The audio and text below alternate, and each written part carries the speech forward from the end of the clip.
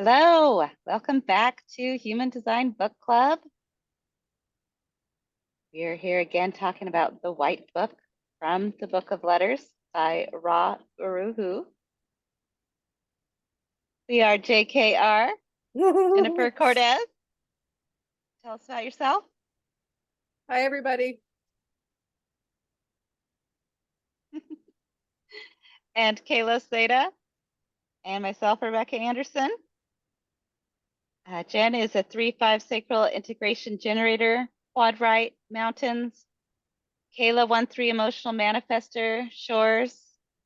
And myself, 2-4 splenic projector, quadrite, mountains. We envision a world where everyone can live their truth, everyone can make decisions easily, people are safe to tell their story, people get to have fun together. Community supports us while giving us the freedom to explore our individual paths. Everything has a place. Unlike astrology, where the database must be interpreted through angle relationships in a wheel, in design, the database immediately has a clearly defined framework, a place in the body where it functions.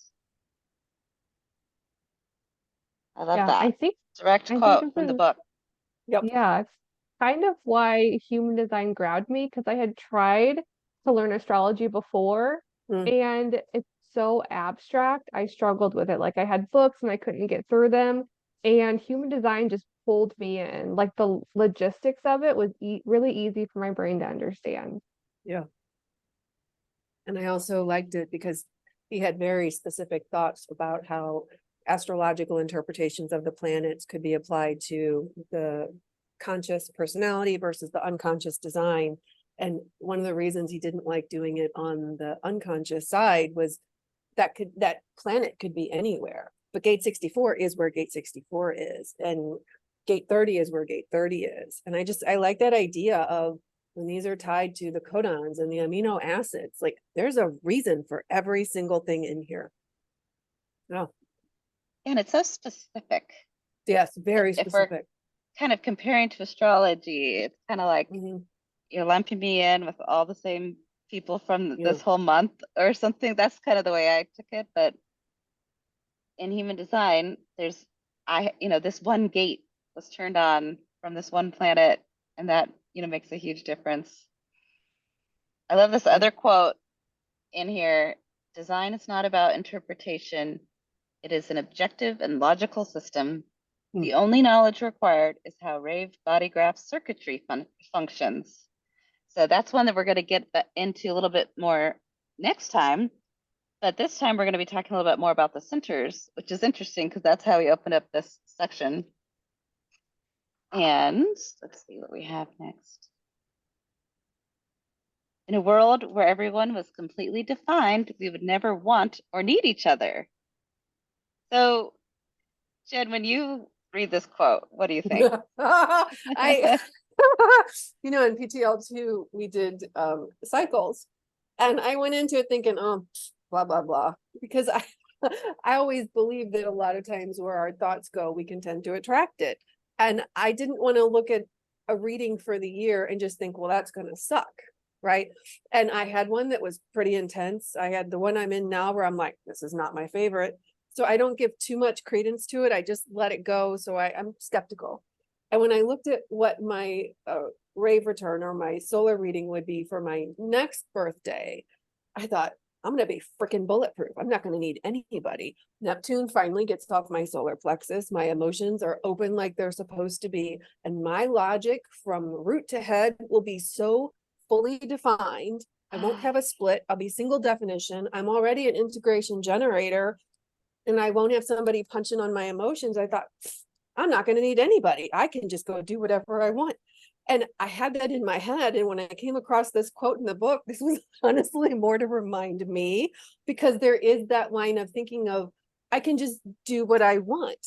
And I think on one hand, that's an integration person being an integration person with a lot of individuality. There is that.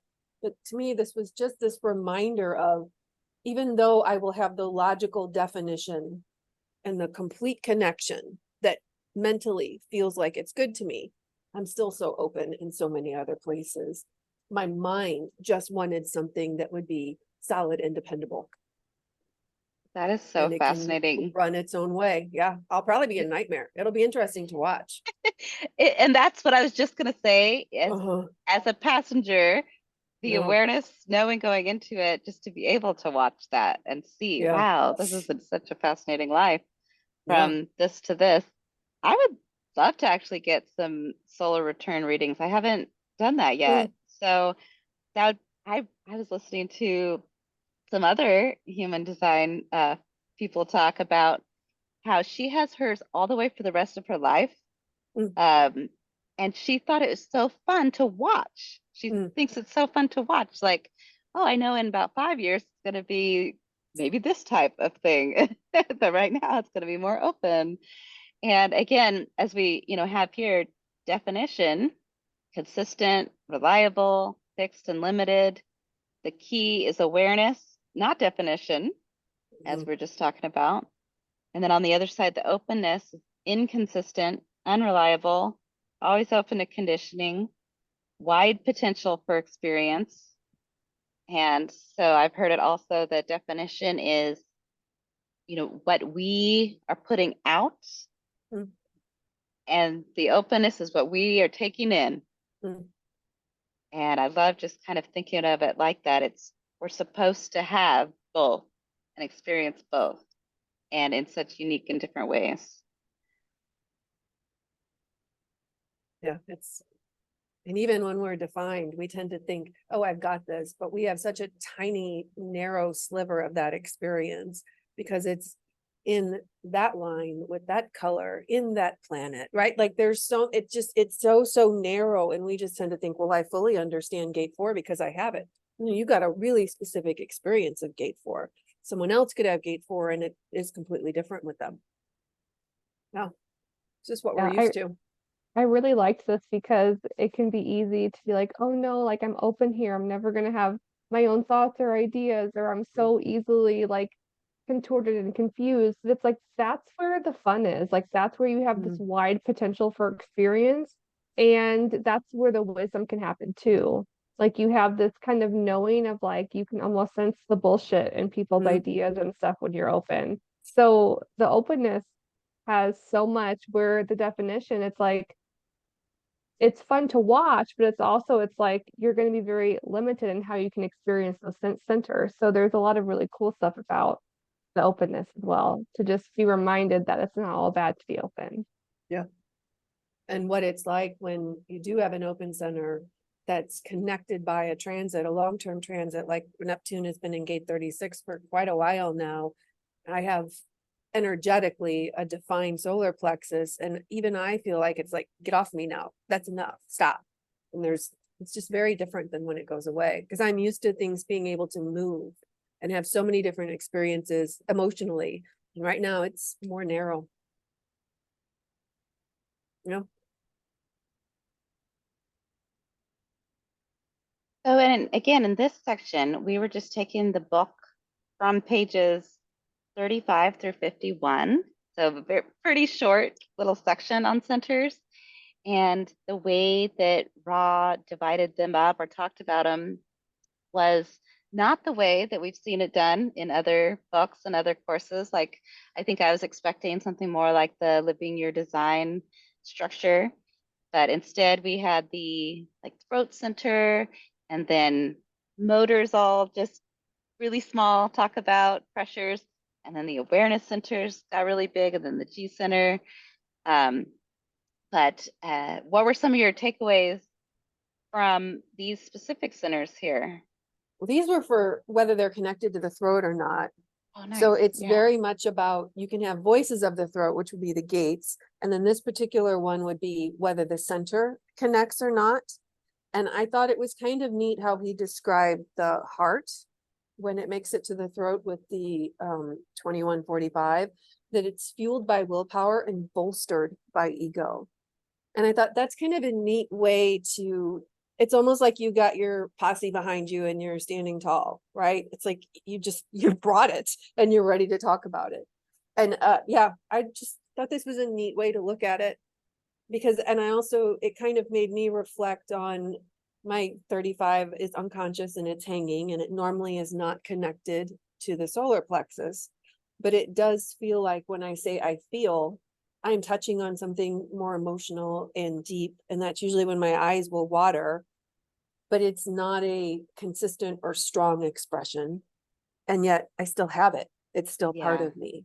And I always think these are neat ways to look at which way the throat is connected, and like, none of them go away. They're all you, but what comes out the most?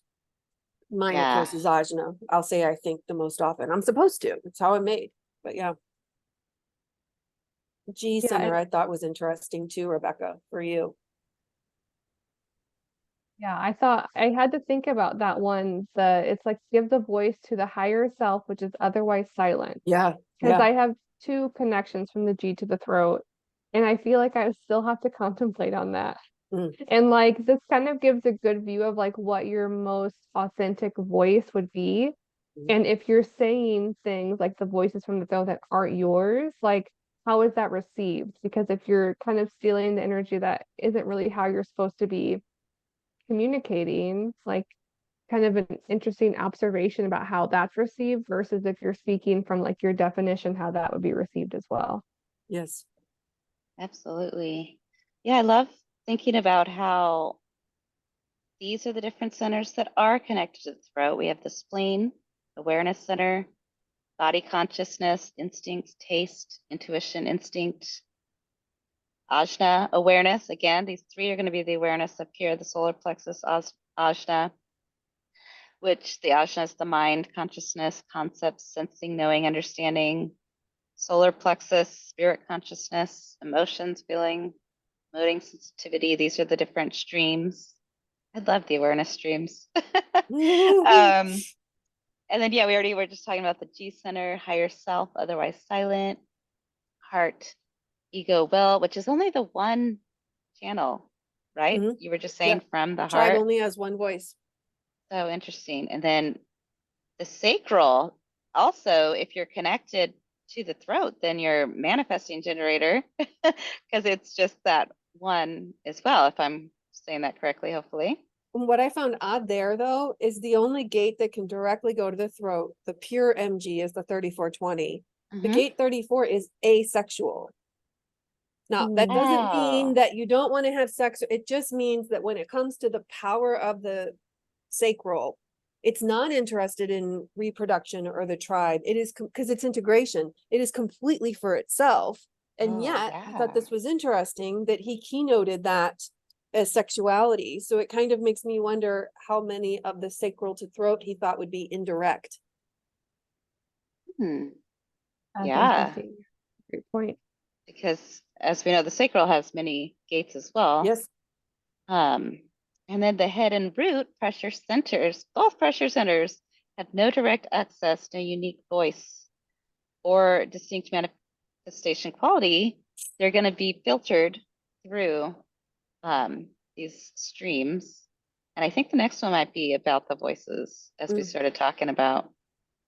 I love these voices. And I was starting to think about this as well. Like, Jen, you and I do both share the I think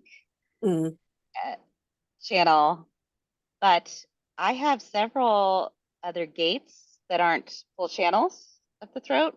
But then I also have several gates that point toward the throat that would be a not self expression. And it's really fascinating to notice how the not self wants to be defined, right? Yeah. We kind of touched on this one time before when we were talking about how Jen and I both also share that the 16 would be our bridging gate to bring together our definition. That is our split. So we definitely, well, I'll speak for myself. I have a tendency to really think that that's a very important gate, to very much think that I need to be in experiment and enthusiasm and skill. And so that's it's really fun to be aware that well, fun is a kind of a loaded word, but it's neat to be able to know that when I see that coming up, I could try to let that go.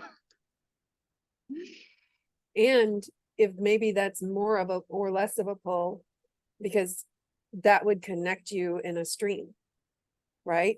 Because as far as judgment, you have 58 to 18 and 48 that connects you just like it connects me. So I think there's a very strong pull there, maybe compared to a hanging 33 for a 13, because that center isn't defined in you.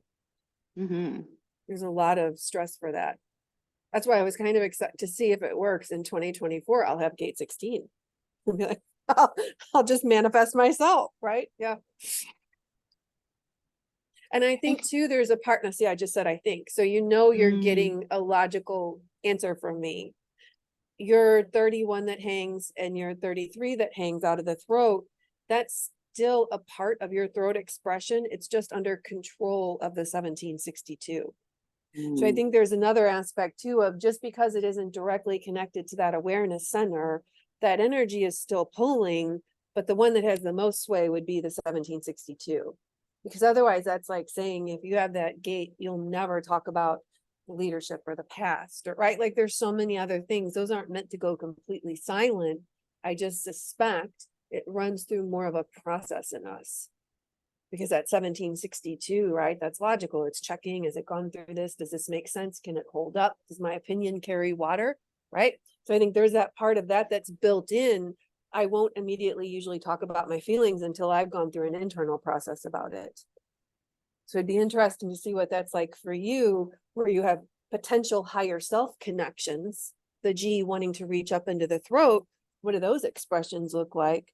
Do they come out spontaneously? Or is there more of a sense of there's an internal logical process that works with it? Oh, I can resonate with that. Yeah. Kayla, what about your voices? Well, one of the quotes that really stuck out to me, probably as a manifestor, because it's all about impact, is he said, "Where your energy comes from tells you a great deal about yourself and how you will affect others." So it just had me thinking about those voices of the throat. And as a manifestor, that's really where my impact is going to be coming from. And I feel like it's just going to take observation and time to really understand those voices from the G center, because that's one of the trickier ones, I feel like, to really understand and get a grasp of.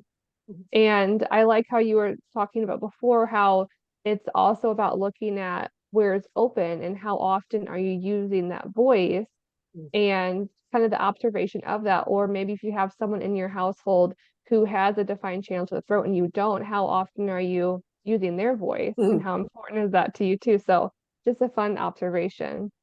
And all three of us do have defined throats. So it is a majority of the population that do, but there are, plenty of people with undefined throats. And so you guys get to, if you have an undefined throat, get to experience all these voices in different ways in, like an inconsistent way, but you get to reflect what's going on around you with other people and what they're speaking about. And you get to have wisdom about how to speak in different situations. And I just think that's fascinating because I cannot understand that. I can't fathom it personally. So there's definitely a wisdom with an undefined throat as well. And we'd be curious to hear anybody's perspective on that if you want to share with us.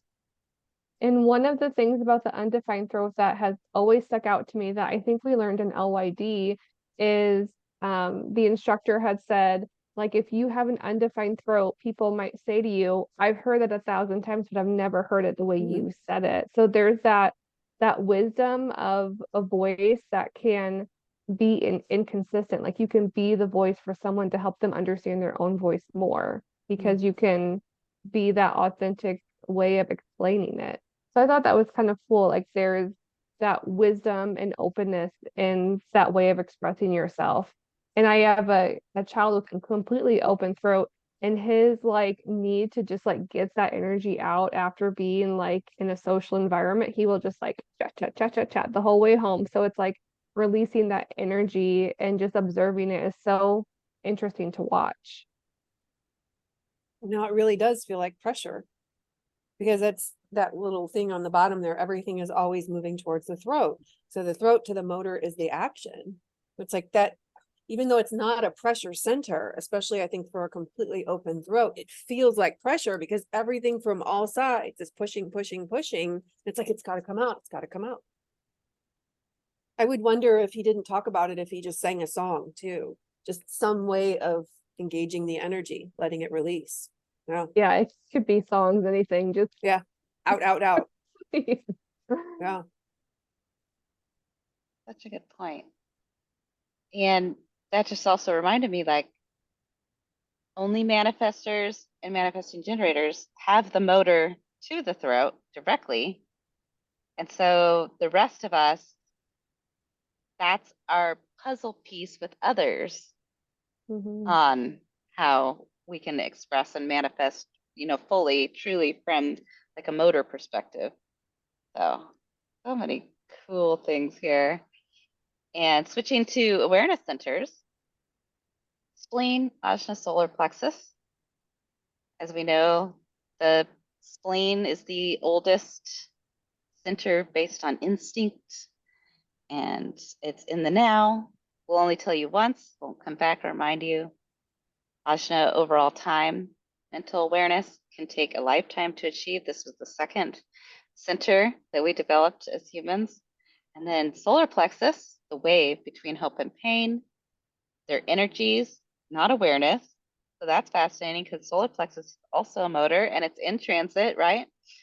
But Recognizing, hope accepting. isn't energy. Like hope isn't awareness, and pain isn't awareness. So even like you said, sorry, Rebecca, even like you said this morning, Kayla, it's like I woke up in a good mood. I would imagine you felt more optimism or hope.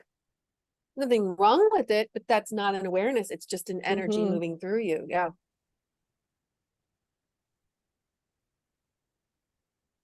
Sorry, Rebecca. I had my own throat pressure right there. Oh, I love it. Yeah. The solar plexus is about recognizing, accepting, transcending the wave, creates emotional stability, and then the spirit of humanity emerges. But exactly as you were saying, I thought it was really neat to read it in the book about the hope and pain, which I don't really remember it said exactly like that in previous books. Yeah. Kayla, do you have any more on that? Well, I thought that was very helpful because I feel like, okay, so we've all been in this human design experiment for like 2 years or more now. And it took me like a year and a half to figure out that like with the emotional wave, like we have the highs and the lows. And I was waiting for the highs and the lows to stop for clarity. And then they don't, like they just keep going. And so it was neat. And I hadn't heard it described like that, but the hope and pain are just energies, not awareness. The awareness is in the middle. And that doesn't mean the hope and pain stops, but you get the awareness of what is correct for you or not based in between the hope and the pain. And you just have to experience all that. And it's a tricky one, but I love the way he described that. And I feel like it brings a lot of clarity to understanding emotional definition. It feels like it's so much about acceptance. Like people are going into battle or warriors, or they're almost like trained to ignore the pain. But I think there's that difference between, are you ignoring the pain or are you just accepting it without resistance to it? Because that creates its own softness. And then you can put your energy somewhere else. And when I looked at that, I thought, oh my God, that kind of is everything. Because they will say that if you have an undefined solar plexus, you're not meant to handle guilt, blame, or shame. Now, I think you have to be careful because that's not like saying half of the population is supposed to have it. But I think what's really there is you can navigate it more consistently and more easily. You're a stronger swimmer than maybe if somebody plunks me or Rebecca in the ocean. We're like, oh, okay, I'm not walking on land anymore. Now I've got to, I don't know, swim a mile or however far you go. Whereas you are like, this is nothing. You know what I mean? So I think there's a lot of it to that, which is just how strong are you to handle those vicissitudes and whether or not you identify with them? Because I've also heard emotional people talk about how they can get really attached to thinking that everybody only wants them with their high and nobody wants them with their low. So as much as an undefined solar plexus has issues with truth and confrontation, theoretically, a defined emotional can also, because you hide behind, well, I'm fine, everything's fine. And it's this false high that's not really yours because you're afraid that no one wants to deal with the low.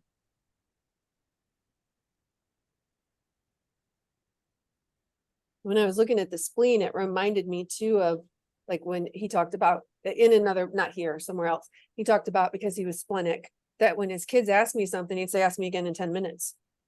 Because that in the now is so in the now, that really means that you can look kind of like a flibbertigibbet to somebody else because your answer will be completely different 5 minutes from now because some circumstances changed and your body picks it up and the mind just doesn't get it.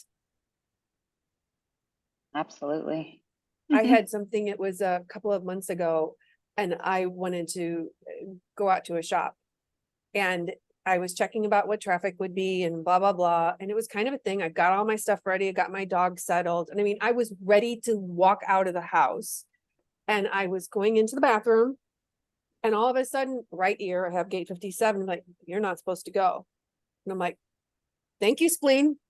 I thought I wish you would have told me before I got ready and got everything, got my dog settled. But that it was so splenic. It's like there's something I couldn't explain it. I had no logical rationale attached to it. It's like just not supposed to do that. Like, okay, that's what that reminds me of. It's just once. You're not going to explain it, and it's not going to come back and tell you again. It's a tricky one, especially with that being my authority. Yeah. So out of these, with spleen being my authority and solar plexus being Kayla's authority, it's interesting how to figure out how they work. We've all been working on that this whole time. And the thing that I thought was neat about the ajna, this reminded me more of the Buddha or Lao Tse, where mental awareness can take a lifetime to achieve. Because, you know, we'll hear about the ajna as it operates over all time and that's what will be a tyrant to you. You made this mental decision and it's always, what if this and what if this, and it never lets go. And that's true because we're 9-centered, we're not 7-centered. But in a 7-centered being, you have these enlightened masters, and I'm thinking that's a beautiful expression of the ajna. It reminded me of what we were talking about last time, where it's like, these aren't wrong. They got us here. It just means it's whether it's your particular authority or not. I thought that was lovely. Yeah, there's a few quotes from the book that I really liked when it comes to centers of awareness. And we kind of mentioned this last time, I think, too. No single feature of the human design system has greater significance in how we experience our lives than the 3 centers of awareness. And he says the 3 centers of awareness are equal in their capacity to guide the life. The rave body graph is a window revealing which awareness is actually reliable and which is not. And undefined center, as we know, is opened to the deepest conditioning, a conditioning which is much more profound than the effects on an undefined mechanical center. And regarding survival and the spleen, only by being in the now can we remain healthy and survive. So that's another, sorry, there's a fly. We know that, but then just to be reminded, like, oh, in the now equals healthy. I love it. What else do we have here? Oh, the streams. Fuel begins in a pressure center, head or root. Potential, beginning of awareness process, then to possibility, completion of awareness process. Expression, throat or heart. Instinct and sensitivity streams manifest in the heart. Otherwise, the rest of them are in the throat. I always find it interesting how the awareness center holds so much. Right? Because the head of the root only has one function, And we could say, oh, potentially in the body graph, when you look at the head center, there's only 3 gates. They're only going to do one thing. But the root is connected out the yin yang. There's so many options there. And yet it's just fuel and expression for the throat or the heart. But when you really look at those awareness centers, they're carrying a very heavy load, because depending on which gates they are, that center is doing a lot. As far as this is where it's almost like it keeps filtering into what's a potential, and then out of all those potentials, what's actually possible, and then what can move forward. And I'm thinking there's a lot there. Yeah. When I read, well, I'm still technically reading through all the gates. I'm reading them through the streams, and it tells a bigger story. And it is neat to where if you're reading about a gate that you have, you can look if it's in the awareness stream, like what is it? Is the potential, the possibility, the fuel, and it brings like a bigger understanding of what that gate is here to do. And if you have the whole stream except one, like how much are you trying to force that thing that you're missing, that you're actually here to run into in your life? So the bigger story of the stream is something that has always like really grabbed my attention. Yeah.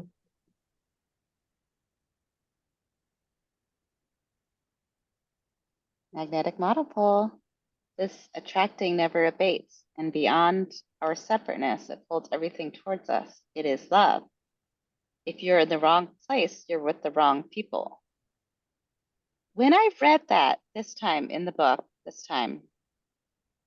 I actually, it felt different than the way I've heard it before. I don't know if it felt different to you guys. Like, I had always heard or thought it was said that it's in the place, then I'm having the right people. So, or right place, right people, wrong place, wrong people. But this was almost opposite. If I'm with the right people, it is the right place. And if I'm with the wrong people, it's the wrong place. Do you see the difference? Can you be with the right people in the wrong place? It would still be wrong. Like if when I always think of that, it's places first. And then that tells you about people. Because I would wonder if you had the same group and you say, I want to go to this coffee shop. And then you go to a coffee shop across the street. The people are the same, but if the place feels wrong to your undefined G, that is not with you. So it's interesting to me that the people could be exactly the same, but whatever is evoked from them and whatever conditioning you're picking up is where it's wrong. Or nothing's wrong, but it's where an experience maybe that won't be as of much benefit to you. The part that that got me was when he said it is love and the exclamation point is his. That made me think maybe those people can't love you there. Because we tend to think, oh, I'm supposed to be on a shore, I'm supposed to be on a mountain, I'm supposed to be in a valley, or then I'm in this coffee store in this seat or whatever. But maybe there's some way we line up, and we're so positional and we're so directional with everything, and the driver is sitting there in that G. Maybe there's some way that the light reflects through you that those people can't see it, and they can't shine the love to you that's appropriate, or they won't pick up on your love. When I saw that, I saw it connected to love when I never did before. Yeah. Or you can't hear your higher self. Yeah. I liked his whole chat on the magnetic monopole, and he brought in the idea of the prime magnetic monopole. Did you guys catch that? And it was just neat because he was talking about how, like, technically all of your cells have their own like design, but the prime magnetic monopole is like coordinator of the totality of all the cells in your body. And it's kind of like this magnetic monopole is also like attracting you to the direction of your life. It's like talking to the driver of your vehicle. And then he also says, I think he said in there that the design crystal stays with the magnetic monopole. So it's like, this shows how important that, like, if your design crystal is connected to the magnetic monopole, and then your personality is just like, hey, I want to go left, they separate. and they're like, okay. The design crystal will move when they separate. That's how the illusion is formed. The design crystal will move in the ajna, and that's the whole tension. So when he talks about love, the true love is between the magnetic monopole and the design. Them being separate creates a place for the passenger, the personality crystal up above the head center. So the true union for them is when the body dies and they come back together. They never really give a flip about the personality. It's to them, that's the true love. That's the Romeo and Juliet coming back together. Yeah. Kind of a cool story, you Yeah. know? Yeah, like he that. thought it was like the biggest love story ever. And so that's why Yeah. when you hear him talk so much about love in the G center, I'm thinking that's where it's coming from. Because there was something else I had read from him where he said, if I was in charge of naming, you would never get, he was talking about cross of service, because he actually didn't think that there was really a service when you had gate 18. But I'm thinking there's this part of, I wonder how much of him calling it love was really his expression versus that's what he was told to say. Because his mind and his throat were unconscious. Like he was being a vessel as he would speak.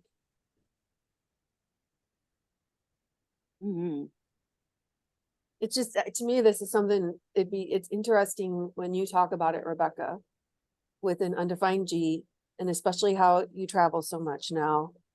What's it like to be with, do you know what I mean? Like you can have a person that you know very well, and if the place feels wrong, I don't think that means the person is necessarily wrong, but maybe your interaction just won't be the most beneficial that it could be. Because this can sound like a condemnation otherwise. Yeah, that one I'm still going to be exploring for a while. But what I do love about the current journey of traveling around different places is, well, is being able to just be, I think it's open to the different experiences. But he does talk about how, and I relate to this completely, an undefined G is likely going to have various different friend groups of like all kinds of different types of people. And it's like, yeah, to me that was like, how come everybody can't like see that? I don't like, I hang out with like 10 different types of groups, but they're all in their group, but I'm just the one that like floats around and goes to the different ones. It's just fascinating. But my one gate that is defined is the 46, and I have been reflecting on that a lot this past week because it's in transit as well. And so whenever there's a transit gate, I read up on all the stuff. You know, I get the blogs that come through on here's the transit, and I even was reading in the line companion book about the 46.6, which it's only one of my only few 6 lines. I think I have maybe 2, and it is just really fascinating. I'm not going to go into details. I just love reflecting on all these things, is what I'm saying. It's like love of the body, and it's like serendipity, and it appears to be a right place, right time situation, but mostly it's just due to hard work. So pretty fascinating. And so we have our same kind of questions for projectors and reflectors. How did you like it? How did you not? And we made some questions for generators as well. Did you like it? And some questions or reflections for manifestors. Let us know if you liked it. And be you always. Glad you joined us, and we'll be back again next time. Bye.